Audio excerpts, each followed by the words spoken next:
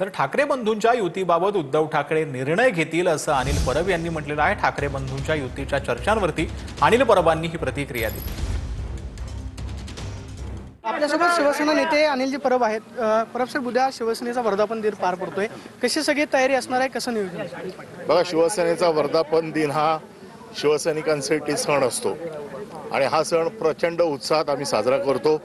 आपल्याला माहिती आहे, आदित्य साहेबांचा वाढदिवस असेल, आता शिवसेनेचा वर्धापन दिन असेल, या निमित्ताने राज्यात वेगवेगळे उपक्रम राबवले जातात।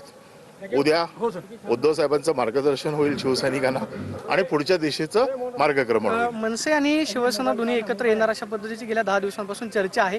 उद्या उद्धव साहेब त्याच्यावरती बोलतील का? उद्धव साहेब काय बोलणार आहेत हे मी आता तुम्हाला सांगू शकत नाही।